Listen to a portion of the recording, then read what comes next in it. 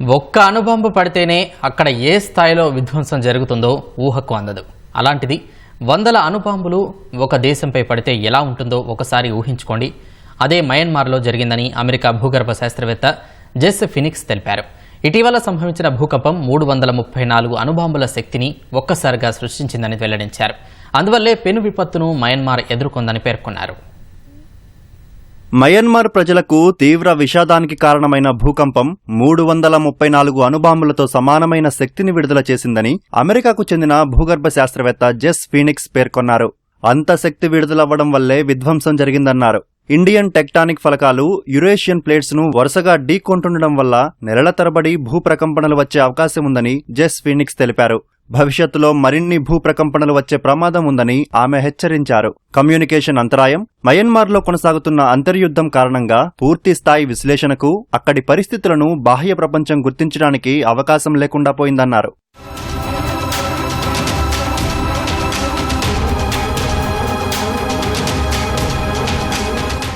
తాజాగా విడుదలైన Myanmar satellite చిత్రాలు భూకంపం కారణంగా జరిగిన విధ్వంసం ఏ స్థాయిలో ఉందో కళ్లకు కట్టినట్టు చూపుతున్నాయి. మయన్మార్లో రెండో అతిపెద్ద నగరమైన మాండలే చుట్టూ ఉన్న 3 బౌద్ధ దేవాలయాలు ధ్వంసమైనట్లు ఆ చిత్రాల ద్వారా తెలుస్తోంది.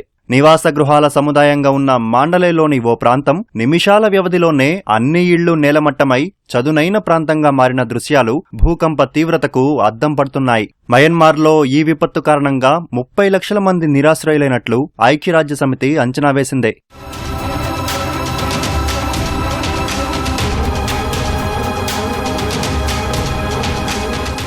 మయన్మార్ రాజధాని నేపిడాలో భూకంపం దాటికి ఓ బౌద్ధ విహారం పూర్తిగా నేలమట్టమైంది. నిర్మాణాలన్నీ కుప్పకూలి శిథిలాల కుప్పగా ఆ ప్రాంతం కనిపిస్తోంది.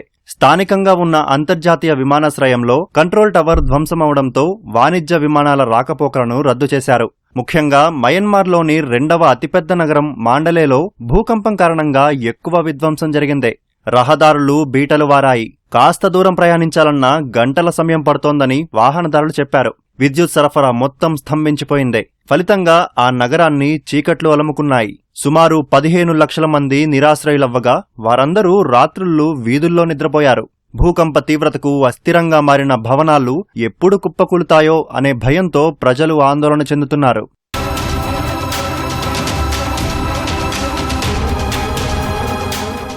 మయన్మార్లో శుక్రవారం సంభవించిన భారీ భూకంపంలో ఇప్పటి వరకు 1600 మందికి పైగా మృతి చెందగా సుమారు 3500 మంది గాయపడ్డారని మయన్మార్ సైనిక ప్రభుత్వం ప్రకటించింది. 139 మంది గల్లంతైనట్లు వెల్లడించింది. భూ ఉపరితలానికి 10 కిలోమీటర్ల లోతులో భూకంప కేంద్రం ఉన్నట్లు యునైటెడ్ స్టేట్స్ జియోలాజికల్ సర్వే తెలిపింది. ఈ విపత్తు కారణంగా మృతుల సంఖ్య 10,000 దాటే అవకాశముందని అమెరికా ఏజెన్సీ అంచనా వేసింది.